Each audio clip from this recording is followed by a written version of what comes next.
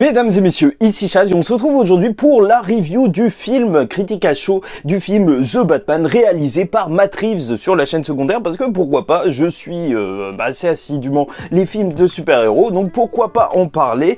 Et déjà ce que je veux dire c'est que ce film va diviser. Et c'est vrai que globalement en fait, vous allez entendre beaucoup de sons de cloche avec des gens qui vont être totalement pour ce film et totalement contre ce film, et des personnes qui vont s'endormir et j'y reviendrai. Mais déjà, la première chose à laquelle je voulais répondre, c'est que ce film réussit à se démarquer. Parce que c'est vrai qu'on pouvait se poser la question avec les anciens Batman, que ce soit Ben Affleck ou le Batman de Nolan, qui sont en fait encore un petit peu tous présents dans notre tête. Et ça fait que créer un autre Batman à ce moment précis, c'était peut-être un risque pour justement le personnage et même pour amener peut-être un flop au cinéma. Sauf que pas du tout, et le personnage réussit à vraiment s'incarner sous les traits de Robert Pattinson, et ça c'est vraiment cool parce que franchement Robert Pattinson, je sais que globalement il a fait de très bons projets par la suite, en fait je l'ai suivi et franchement c'est un bon acteur, mais c'est vrai que pour l'inconscient collectif ça reste quand même Twilight, et en plus ce rôle de Bruce Wayne un petit peu désabusé et complètement on dirait limite un petit Kurt Cobain complètement drogué, c'est vrai que ça fait aussi énormément Twilight, enfin je sais pas, il y a comme des vibes par rapport à son rôle à l'intérieur de Twilight d'Edward Cullen. Bon, et donc quand même ils ont réussi à se créer une véritable patte, et ce Batman il se démarque véritablement des autres, déjà par le côté thriller, ça on en a parlé énormément en fait, on nous a vendu le film comme un film où on allait découvrir un Batman dans une enquête et comme un détective, mais ça j'y reviendrai, j'ai quelques critiques, mais au moins l'enquête elle est vraiment au centre de ce film, donc ça fait la différence avec les autres blockbusters qu'on avait eu. Et en plus ils ont réussi à iconiser le personnage à travers quelque chose de très intéressant, c'est tout le travail en fait de la photographie, enfin des images qui se trouvent à l'intérieur du film.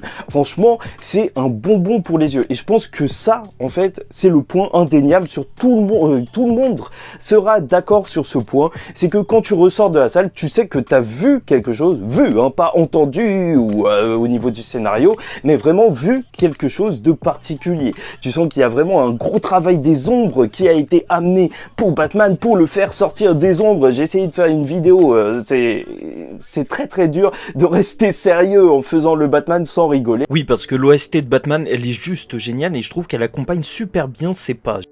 Mais c'est juste excellent. Il y a des images qui te restent en tête. À chaque fois, en fait, c'est filmé de manière super inventive avec des plans qui, justement, vont te marquer. Et ça, justement, c'est ce qui fait la force de ce Batman. Ça permet de l'iconiser comme vraiment la créature de l'ombre, le justicier de l'ombre qui va sauver Gotham. Et ça, c'est pour notre plus grand plaisir. Et au passage, le meilleur exemple que j'ai, justement, de ce Batman qui crée vraiment quelque chose de particulier au niveau même de son ambiance, c'est son introduction, parce que tu vois qu'il y a le Bat-Signal qui apparaît, et dès cette première scène en fait d'introduction, tu vois que tout le monde a peur dans la rue, et c'est juste excellent de voir tout le monde qui flippe et qui regarde le noir parce qu'ils ont peur de voir justement ce personnage sortir de n'importe où. Tu sens vraiment qu'il représente la peur pour les vilains. Le côté sombre de Batman n'a jamais été autant iconisé. Autrement, ce qui caractérise le plus le personnage de Batman dans ce film, c'est son côté un petit peu edgy, un petit peu émo, tu vois, au bout de sa vie, vraiment, t'as l'impression qu'il va se suicider dans chaque scène, t'as l'impression qu'il est à deux doigts, tu vois, à chaque fois qu'il fait un truc, c'est long regard comme ça, il regarde juste comme ça, il dit rien du tout. Franchement, ça rend un petit peu fou, mais au moins ça marque le personnage. Mais je pense que ça participe au fait aussi que ce film va diviser. Parce que c'est un film qui se vend comme un thriller, et donc t'as plus ou moins l'ambiance d'un thriller. Donc une ambiance et un ton assez long en fait, avec l'ambiance de couleur qui est toujours super bien travaillée. À chaque fois t'as l'impression que soit on est au lever du soleil, au crépuscule, ou même justement à la fin de la journée. Enfin tu sens que vraiment il y a quelque chose de sombre dans Gotham. Tout se passe littéralement littéralement quasiment la nuit, et même en fait Gotham a l'air dégueulasse, et je trouve que c'est très bien filmé, et en fait il y a un côté très pouilleux en fait de l'image.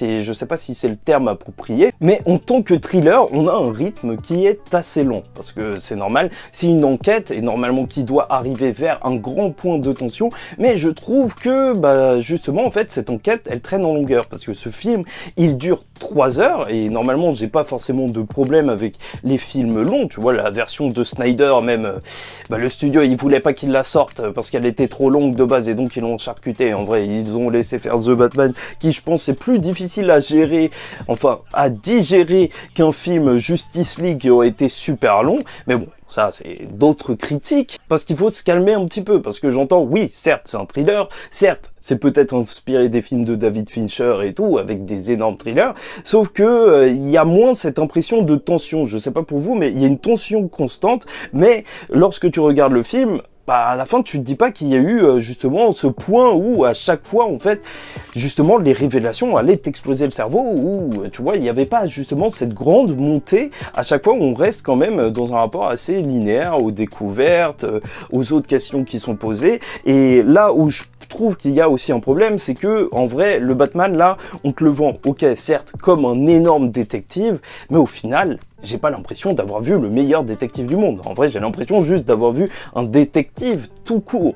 Et ça, je trouve que c'est peut-être un petit peu problématique. Enfin, tu sens vraiment qu'il est là plus pour subir l'intrigue qui va être menée par le Riddler que pour la diriger. Et en même temps, c'est vrai que ça fait office d'un film un petit peu pour nous présenter le personnage. Donc, c'est un personnage qui, là, le Batman qui va se chercher lors de ce film. Et tu vois qu'il y a une véritable évolution entre le début où il se considère juste comme la vengeance, et la fin du film où justement il se considère comme peut-être autre chose, ou en tout cas il cherche à devenir autre chose, peut-être même une lumière pour les gens. Et d'ailleurs la scène où justement il est avec la petite torche et il avance pour justement aider les personnes à sortir des salles, ça contraste bien avec ce début de film, avec l'introduction qui était juste magistrale. Franchement cette scène elle était ouf, où il sortait de l'ombre et on apprenait qu'il sortait tout le temps de l'ombre. C'est un tout jeune Batman, en fait ça fait juste 2 ans depuis qu'il est là. Autre problème où j'ai été déçu, c'est qu'aussi on nous avait vendu le film comme un Batman dark, mais aussi violent.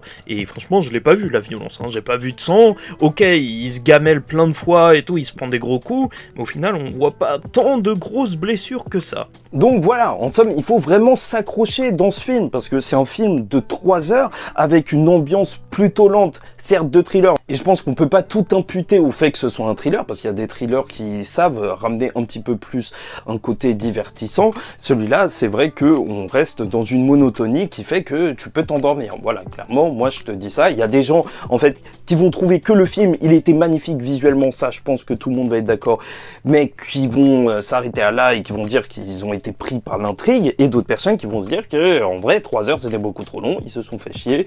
Et je pense qu'on va vraiment avoir une scission entre les personnes, et que, voilà, dans tous les cas, il ne laissera personne indifférent pour son imagerie, ça c'est clair et net, mais reste à voir pour le rythme du film. Je pense que c'est vraiment la chose qui va être un petit peu plus problématique. Quant aux nouveaux acteurs, la Catwoman elle marche assez bien, en plus dans sa relation avec Bruce Wayne, Batman, ça marche assez bien, tu sens vraiment qu'il y a une certaine alchimie entre les acteurs.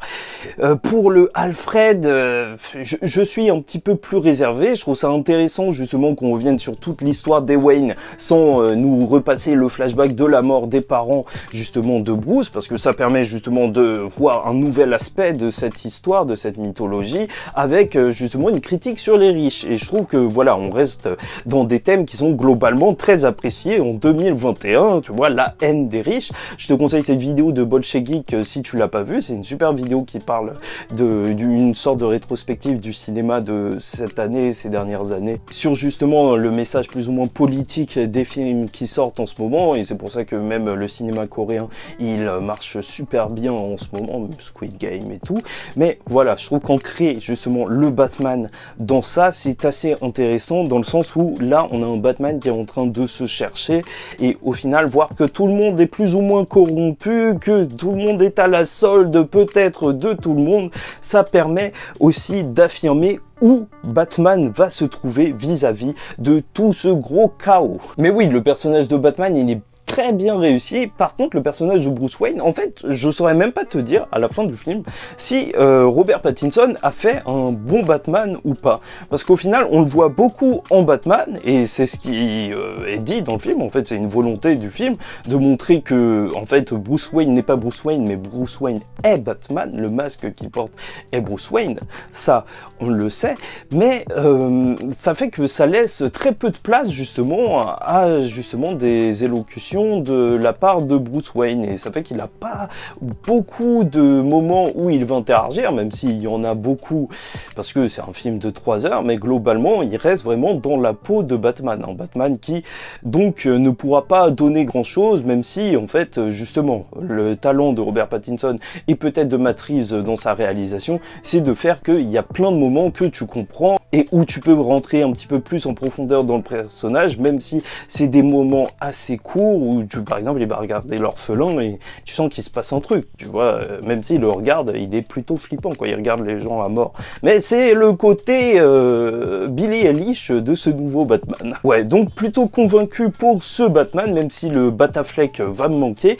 Et après, c'est vrai que globalement, là, le personnage de Jim Gordon, je l'ai trouvé juste excellent en fait. Sa dynamique avec Batman, je l'ai jamais vu aussi bien exploité. Tu sens vraiment que les deux, ils œuvrent pour la paix. Franchement, je pense que la scène d'interrogatoire face au pingouin, elle est assez mémorable. Tu sens vraiment que, voilà, les deux personnages, ils sont complémentaires dans leur combat pour la justice. Et c'est la première fois qu'on a un film Batman, en fait, où justement, il est autant exploité. Parce que avant, même dans ceux de Nolan, en fait, certes, Gordon, il était marquant, mais il était marquant plus pour son côté flic, intègre et justement même limite figure paternelle pour le Batman de Nolan, que plutôt justement un véritable partenaire pour se battre contre le crime. L'acteur du Riddler, il est vraiment juste excellent, il y a un certain parallèle qui est dressé avec Batman, mais je trouve qu'il crève l'écran et que son côté, en fait, nobody, tu vois, mec lambda, il marche extrêmement bien avec son propos, et justement,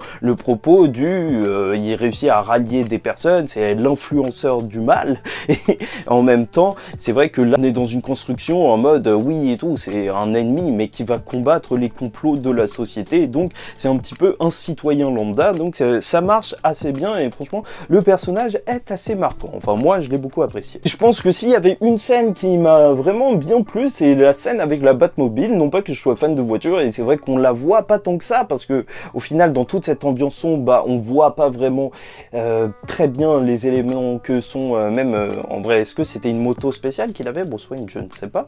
Mais sa Batmobile, elle envoie du lourd, et même si je pourrais pas la reconnaître si je passe à côté dans la rue parce que c'était beaucoup trop sombre dans le film, la course-poursuite avec le pingouin, je l'ai trouvé vraiment forte. Je sais qu'il y a des gens qui n'ont pas trop apprécié. Après, moi, je suis pas trop fan de course-poursuite. Normalement, tout ce qui est voiture et tout, Fast and Furious et tout, mais je m'en bats les reins, mais sec. Ça fait que, pour moi, c'est un petit peu une nouveauté, et voir, en plus, une course-poursuite vraiment bien travaillée dans le sens où ça se passe dans le trafic, et réellement, tu vois, en mode, pas juste on se court après, mais il y a des camions, il y a des trucs à éviter, ça fout le bordel partout. Je trouve que c'était très bien fait, et c'est vrai que ça justement marque un petit peu plus ce Batman dans le réalisme, parce qu'au final c'est vrai que le Batman de Nolan c'était un Batman plus new-yorkais que un Batman gothamien, si tu vois ce que je veux dire, avec les grandes tours et tout dans les films de Nolan.